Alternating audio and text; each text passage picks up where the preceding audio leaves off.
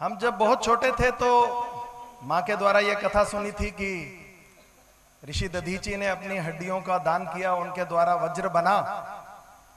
तो मैं कल्पना करता था कि कैसे कोई अपनी हड्डियों का दान कर सकता है। फिर थोड़ा बड़े हुए तो राजा शिव की कथा सुनी कि किस प्रकार से बाज से कबूतर की जान बचाने के लिए उन्होंने एक एक करके अपने अंगों का दान कर दिया। तो ये लगता था कि पुराणों की कथाएं हैं, कल्पना की बातें हैं। लेकिन फिर और बड़े हुए तो किस प्रकार से दशम गुरु गोविंद सिंह जी ने अपने ही पिता को कहा कि अगर हिंदू समाज की रक्षा करनी है तो उसके लिए सर्वोत्तम बलिदान आपका हो सकता है। गुरु तेग बहादुर जी की कथा पढ़ी तो ध्यान में आया कि औरंगजेब ने उनके सामने शर्त रखी कि या तो इस्लाम को ग्रहण कर लो या फिर मृत्यु दंड को प्राप्त करो। एक एक करके उनके शिष्य उनके सामने मृत्यु दंड पाते रहे। भाई मतीदास को आरे से चीरा गया, जहां आजकल फवारा है वहां उनका शरीर काटा गया।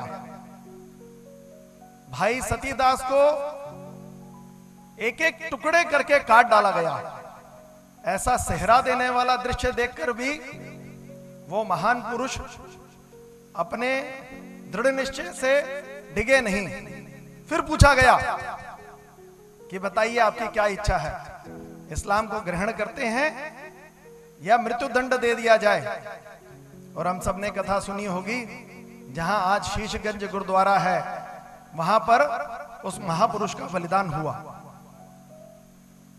तो लगता था कि एक समय की बात है, शायद ये प्राचीन काल की कथाएं हैं, अब यह संभव नहीं है। महाराज जी ने 1965 के युद्ध की स्वर्ण जयंती के कार्यक्रम का जिक्र किया है तो अब्दुल हमीद की कथा पढ़ी। किस प्रकार अमेरिका से लाए हुए पैटर्न टैंकों के अहंकार के कारण से पाकिस्तान ने आक्रमण किया, लेकिन वो हमारा जंग बहादुर अब्दुल हमीद अकेला पैटर्न टैंकों के अंदर घुस गया और एक एक करके उसने अपनी बंदूक से, उसने जीप के ऊपर बड़ी बंदूक लगाई, उस बंदूक के द्वारा उसने 7 टैंक उड़ा दिए। आज वो खेमकरण सेक्टर के अंदर पैटर्न नगर कहलाता है। पाकिस्तान का अहंकार चूर हुआ, लेकिन अब्दुल हमीद का बलिदान भी हुआ। तो लगा ये बलिदानों की धरती है, इस धरती में कुछ विशेष बात है।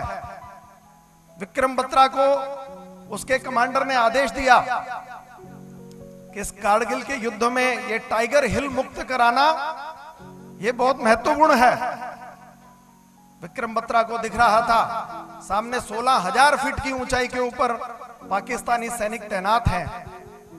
उनके पास में सब असला गोला बम बारूद मौजूद है और 80 डिग्री की वो चढ़ाई थी टाइगर हिल की। लेकिन वो 4875 नंबर की वो जो पहाड़ी थी उसके ऊपर कैप्टन विक्रम बत्रा अपने साथ के सैनिकों को लेकर चढ़ गया। एक क्षण भी अपने प्राणों की परवाह नहीं की। तो फिर ध्यान में आया कि ऋषि दधीची अकेले नहीं हैं, इस धरती पर बलिदानों की श्रृंखला लगी हुई है। बेशक वो कोठारी बंधुओं का बलिदान ही क्यों ना हो, लेकिन जैसा महाराज जी ने कहा कि कन्हैयालाल दत्त को ऐसा सौभाग्य प्राप्त हुआ इसलिए उसका वजन बढ़ गया, तो शायद उतने सौभाग्यशाली हम ना हो कि हमको देश के लिए बलिदान करने का अवसर मिले। लेकिन राष्ट्रीय स्वयंसेवक संघ के जन्मदाता ने कहा कि बलिदान देना तो महत्वपूर्ण है, लेकिन देश के लिए जीना भी महत्वपूर्ण है।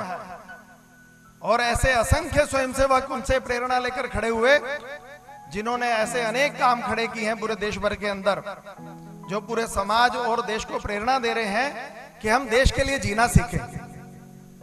दधीची देहदान समिति भी स्वयंसेवकों द्वारा प्रारंभ किया गया ऐसा एक प्रयत्न है।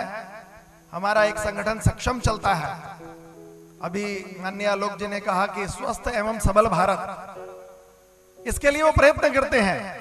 भारत विकास परिषद के द्वारा विकलांगों की सहायता के लिए अनेक प्रकार के आयोजन किए जाते हैं।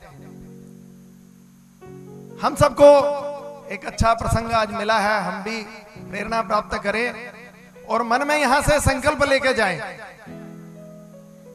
कि जैसा भी हमारा सामर्थ्य है, महाराज जी ने कहा है मेरे पास जो है वही मैं दे सकता हूं, तो हम भी अपने मन में कल्पना करें कि हमारे पास जो कुछ ईश्वर ने दिया है हम उसमें से क्या समर्पण कर सकते हैं। और कर्तव्य भाव से, जैसा महाराज जी ने कहा कि हम कर्तव्य भाव से, दान के भाव से नहीं, कर्तव्य भाव से इस समाज और देश के लिए जो समर्पित कर सकते हैं, आज के इस कार्यक्रम से हम प्रेरणा लेके जाएं, ऐसा ही आपके चरणों में निवेदन करना।